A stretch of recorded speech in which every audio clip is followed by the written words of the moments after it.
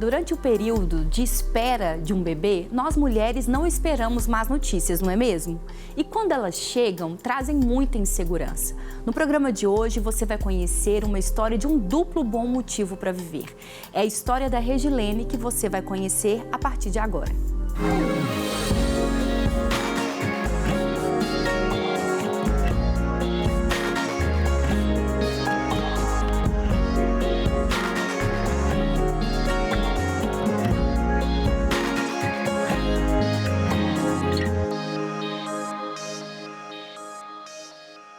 Seja bem-vindo, bem-vinda a mais um programa. Você é um bom motivo para viver, é uma alegria, uma honra muito grande te receber aqui e receber também os meus convidados mais que especiais. Psicóloga Tati, seja bem-vinda mais uma vez. Obrigada, amo estar aqui com vocês. Eu já acostumei tanto chamar de Tati que eu sempre fico na dúvida, Tatiane ou Tatiana? É Tatiane. Tatiane. Então tá bom, então vou lembrar agora.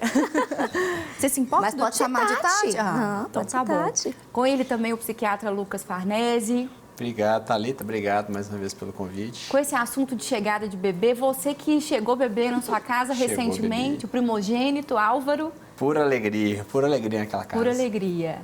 E como eu falei aqui, Paola não esperava nenhuma má notícia durante esse período. De jeito porque nenhum. A gente nunca espera. Sim. Não tem como falar assim, ai, eu vou engravidar, eu vou ficar esperando chegar uma má notícia, um problema, uma situação, um transtorno. Não. A expectativa natural, se você for um pouco mais otimista ou mais assim, até realista mesmo, você quer uma realidade alegre, uma realidade tranquila. E quando as más notícias chegam, elas trazem junto também, parece que um container de insegurança, de medos, de dúvidas. E é isso que nós vamos ver na história da Regilene de Castro, que você vai acompanhar a partir de agora. No ano de 2009, eu estava grávida da minha segunda filha. E aproximadamente 5 meses de gestação. Quando a minha irmã havia mudado de um endereço e nos convidou para ir almoçar na casa dela, para conhecer a casa, né? E na hora de sair para vir embora, né? Eu não conhecia o ambiente direito. Primeira vez que eu estava indo naquela casa. Aí eu fui descer um degrau da casa e pisei errado. Sabe quando você acha que vai pisar no ar? Assim aconteceu. E naquele dia, naquela hora, eu vi que eu ia cair. E grávida de 5 meses, né? Na hora eu escutei uma voz assim: gira o seu corpo, cai de lado. Eu dei um grito assim de muita dor e falei algo na minha perna, no meu pé. Aí ela falou: você consegue ficar em pé? Eu falei: não consigo. Aí ela falou: então vou precisar chamar um SAMU. Chamou o SAMU. Quando o SAMU chegou, que olhou, falou assim: realmente algo aconteceu aqui. A gente vai ter que levá-la para um hospital. Chegando lá no hospital,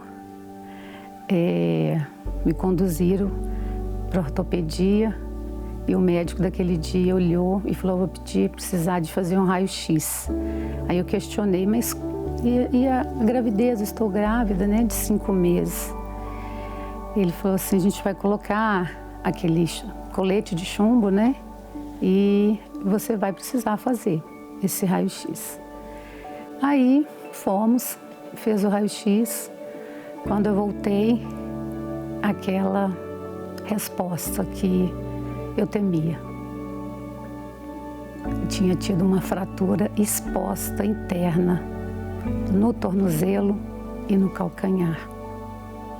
E aí veio aquele temor, né? Aquele pavor junto com o temor. E eu clamei, falei: Senhor, tem misericórdia de mim.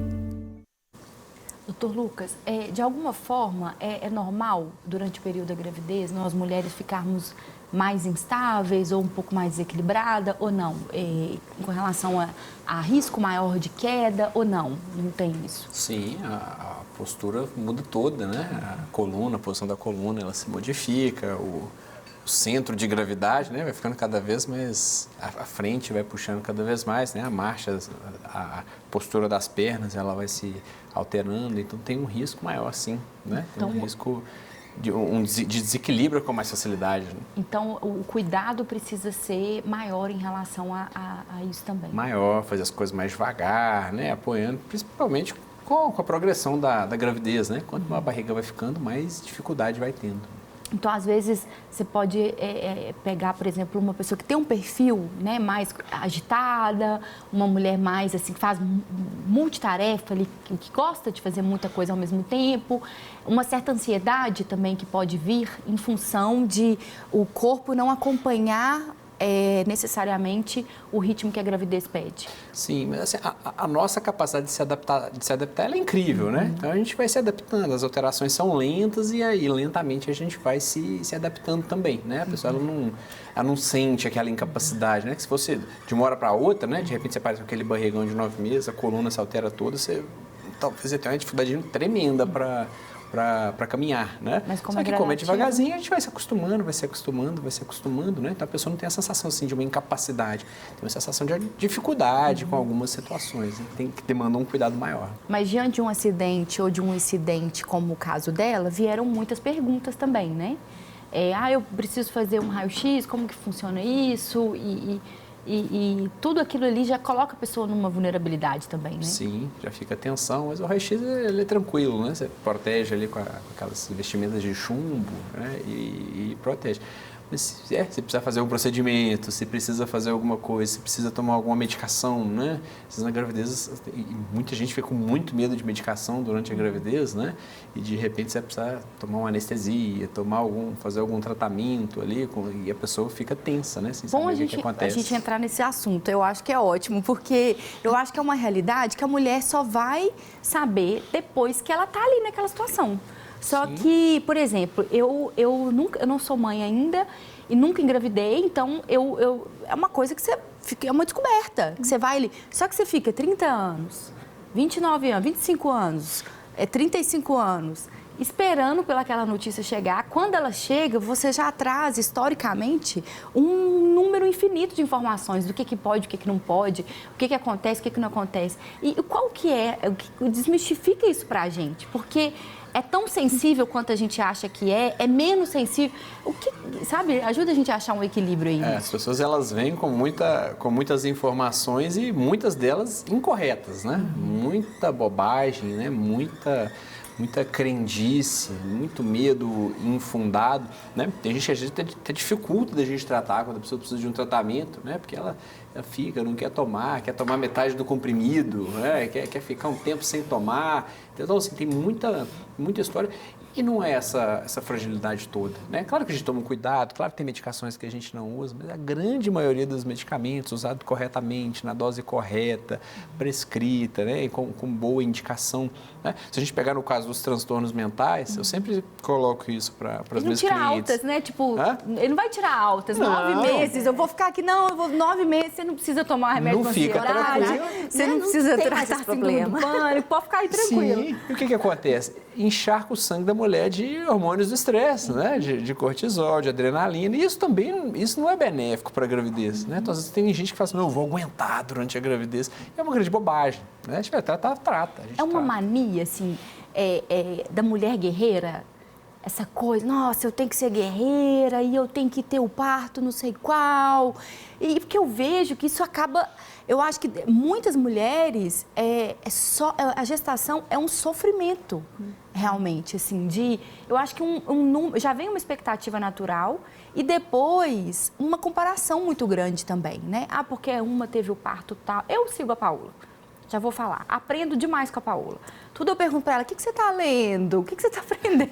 Ela lê muita coisa. Só que é um maternar da Paola. Paola é esposa do Lucas Farnese. Beijo, Paola, para você. Um beijo gigante. Agora, no novo formato do programa, não tem mais o girassol, eu não mando o girassol para ela. A gente vai gravar o último programa de 2021, a última vez que a gente for gravar, me lembra que eu vou arrumar um girassol para a gente poder honrar esse ano aí, que ela sempre perseverante aqui junto com você. Sim. E eu acompanho, e é o olhar dela, o maternar dela, a realidade dela, o que ela dá conta. Às vezes o que é ser guerreira para uma mulher pode ser guerreira, pode não ser guerreira para outra. O que pode ser dar conta para mim pode não ser para você, né? Cada um tem um limite, né? Tem uma capacidade X, Y apreendida com a vivência, né? Com os 25 anos, 30 anos, até chegar o momento de maternar, né? E eu fico pensando, às vezes a gente tem a dorzinha no dedo, mindinho. Tem gente que não sente nada. E tem gente que eu olho e falo assim, gente, vai ter que internar no TI, porque não tem condição. E é assim, se é com um dedo mindinho lá, imagina o maternar, né? Tem gente que fica dias sem dormir, que às vezes... E tem gente que fica uma noite sem dormir, parece que alguém atropelou a pessoa. Você fala assim, não tem condição não, esse aqui foi atropelado, deu ré, depois voltou na pessoa. É assim, então... É ter um pouco mais de gentileza consigo mesmo, né? De aceitar o seu processo, de não interromper o tratamento porque você está numa gestação, mas fazê-lo com uma medicação correta, com um médico seguro, com um acolhimento. Eu vejo a importância de vocês, terapeutas, psicólogos, nesse período. E eu já falo, logo, qualquer coisa, se eu te ligar, você fica tranquila. Tá, tia, já tô positivo, veio hoje, já me atende aqui, ó. Já vamos começar porque agora. É isso, gente, você se preparar para o novo. Aí a gente se prepara para o novo, quando vai entrar na faculdade, quando assumir um emprego novo, uma responsabilidade nova, mas não se prepara para a coisa mais importante e mais desafiadora da vida da gente, que é ser pai e ser mãe. Sim, acho que é simplesmente ser e pronto, né? Eu vou sendo e a coisa vai acontecendo. Vai acontecer só porque se tornou pai ou mãe. Na verdade, não é assim. Vou aproveitar para fazer um protesto, porque a Graziela faria, porque hoje eu vou expor. Hoje eu tô pura Márcia. Beijo, Márcia Rezende. Eu lembro a época que eu era produtora do programa dela, que ela fazia isso com a gente também. A vida muda. Hoje sou eu fazendo com a Gra. Gra, te amo, Gra. Mas vou falar, a Gra, uma mãe maravilhosa, 2 filhos lindos. Eu acompanhei ela com um barrigão, ela trabalhava do meu lado. A Gra foi minha primeira editora-chefe. Na época de Esclarecer, lembra, Gra? Na época de Esclarecer, o programa da Adriane Gomes. Beijo, Adriane. Hoje eu tô um beijoqueira, mandando beijo para todo mundo, gente. Uma coisa. E ela vi, né, aquela coisa mais linda, e a maternidade, eu acompanho até hoje, né? Eu sigo lá tudo, e os meninos dela, tá a coisa mais linda. E a Gra tem uma resposta pra gente, que é coisas que nunca me... coisas que alguém nunca me disse. Fala aí, pede pra ela falar aí pro Leandro, e o Leandro me contar aqui. Que é um espaço que eu tenho certeza que ela vai ajudar muitas mulheres, porque são realmente muitas coisas que ninguém diz para ela a respeito da maternidade, que ela teve que aprender depois, teve que ressignificar, teve que avançar. Já está me mandando avançar aqui. Nós vamos escutar mais a história da Regilene, mas eu quero saber o nome, porque eu ainda vou ser a consumidora fiel desse produto dela, que ela vai ganhar milhões. Vamos ver. Ele me falou que eu precisava fazer uma cirurgia. E eu fiquei assim... cirurgia com gravidez, como, né? E ele falou, não, a gente vai precisar fazer, porque você não pode só colocar um gesso, porque à medida que a sua barriga for crescendo, né, na gestação, o peso do seu corpo não vai resolver, não vai colar. Se tivesse sido uma fratura normal, comum, né, a gente poderia colocar só o gesso. Mas foi uma fratura exposta interna, houve uma lasca no osso. Então, infelizmente, é cirúrgico. A gente vai precisar fazer cirurgia. Mas, por enquanto, eu vou precisar que você fique em casa uns dias, né? Eles têm toda essa preparação primeiro, né? Para a gente passar por um psicólogo antes, fazer um acompanhamento com o psicólogo. E assim... eu fiquei em casa alguns dias esperando. Aí passei pela psicóloga do hospital mesmo. Aí conversou comigo, né? Falou como seria e tudo. Para tentar me dar aquela animada, né? Mas aí fiquei em casa, marcaram a cirurgia. Fiz a cirurgia. E no dia de ganhar alta, geralmente a gente fica de um dia para o outro, depois que faz a cirurgia, né? Eu falei, doutor, como assim? E agora? Como que vai ser? Ele falou para mim, agora é cadeira de roda. Eu, como? Cadeira de roda? Cadeira de roda. Você não vai poder usar nem andador, nem a bengala, né? Nada, é cadeira de roda, literalmente. Aí mais um susto, mais um baque para mim, porque eu sempre fui muito ativa, sabe? dirigir para lá, levar a mais velha para a escola, voltar, buscar, sempre muito ativa. E de repente eu me vi ali naquela situação, sem poder fazer nada, né? Na cadeira de roda. Ficar ali sem poder agir, sem poder fazer as coisas, me deu um certo... uma angústia de sentir impossibilitada mesmo. Eu fiquei ali naquela situação assim, sabe? Cheguei até a ter que tomar remédio para dar conta, emocionalmente. E que bom poder encontrar a medicação certa, que bom encontrar um médico, uma médica de forma segura para poder acompanhar. Isso não nos torna menos mulher, menos mãe. Eu sei que tem toda, né? E quem sou eu para falar sobre isso? Que nem mãe ainda eu não sou. Eu sei que tem toda uma orientação a respeito da amamentação, do tipo de parto e tudo mais.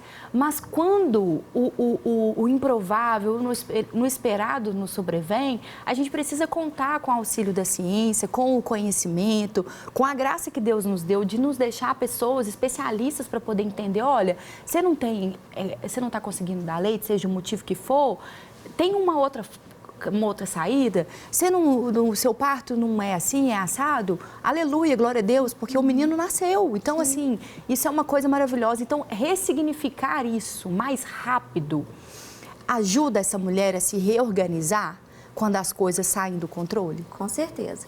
É o que eu sempre digo, aceitar o que está posto. Se a gente consegue aceitar a realidade como ela está ali e ir em busca de solução, de resolução para aquilo, a gente fica mais leve diante do problema, né? A gente não fica alimentando pensamentos ruins, se apegando àquilo que não foi possível, se apegando à frustração. Então, sem sombra de dúvida. E é tóxico, né?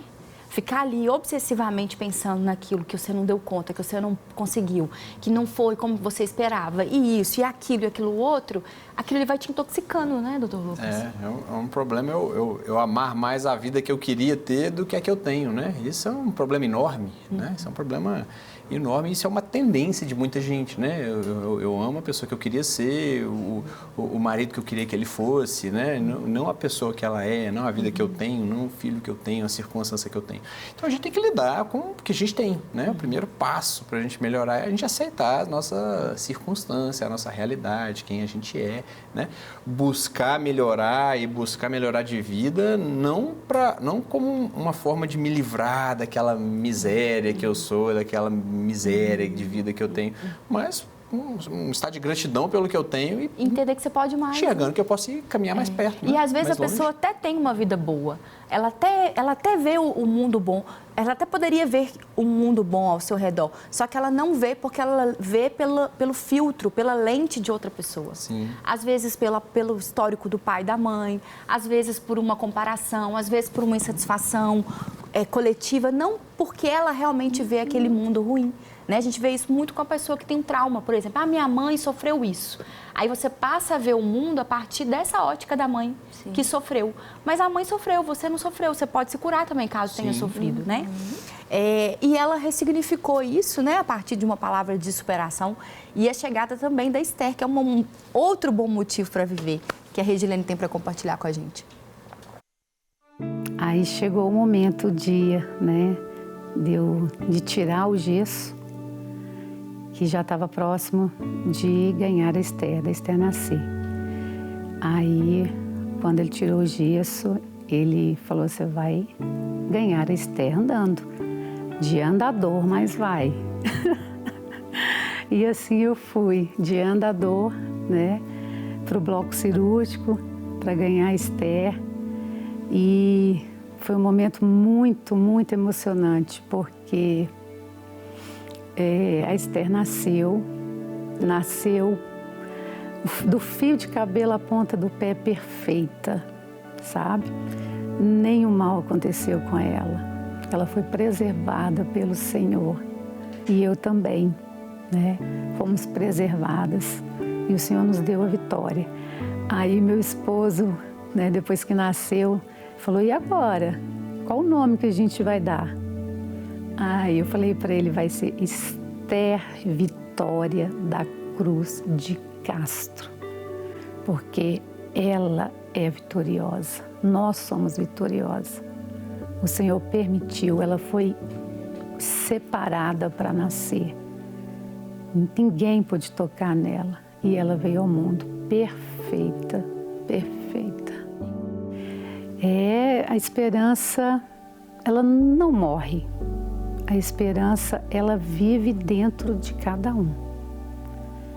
Então, essa fé em Deus, né? A gente tem que ter essa fé no Senhor, que você está guardada e protegida pelo Senhor. Não tenha medo, não tenha medo, porque aquele que tem o Senhor, que teme o Senhor, mal nenhum te atinge. Então siga perseverando e buscando, porque foi um período, foram 3 meses, mas foi muita oração, muita busca, muitas pessoas envolvidas, intercedendo por nós. E no final, hoje ela está com 12 anos. 12 anos. Uma vitória. A Regilene e a Esther Vitória, bons motivos para viver. A gente se alegra com vocês, a gente celebra a história de vocês. E eu acho que é muito importante a gente refletir também sobre a dádiva da vida, né? Você olhar para uma mulher grávida e imaginar a beleza que é, né? Dentro daquela pessoa, uma outra pessoa nascendo, né? Com um DNA que está ali do pai e da mãe, que ele, né, a palavra fala que ele sonhou com a gente, ele planejou a gente antes da gente estar no útero da nossa mãe. Então ele entreteceu, né? Ele praticamente ia ali detalhe por detalhe, né? Fazer uma vida, fazer aquela. Eu vi uma vez, eu fui num ministério aqui da Lagoinha de apoio a mulheres, né? E eu vi ali o bebezinho, o doutor Lucas entende disso muito bem, né? Mas eu fiquei tão impactada de ver pequenininho. É bem assim, a miniatura mesmo, assim, todas as fases, né? Pequenininho ali e tal. E às vezes eu tô assim em casa, eu pego uma mexerica, aí eu olho para aquele negócio, já viu, divididinho ali? Eu olho, eu falo assim, ó. Aí eu olho para uma outra semente. Tem algumas sementes, tem até uma árvore que tem uma semente que é a mesma coisa. É o formatozinho assim. E eu fico vendo a vida. A vida que insiste, né? Insiste em meio aos acidentes, em meio aos incidentes, em meio ao inesperado, em meio ao esperado. E se a gente não desiste da vida, se a gente persevera pela vida, se a gente caminha em favor da vida, ela vai vir bonita de a gente poder contar, da gente poder testemunhar, independente dos desafios que ela traz, que ela carrega, né?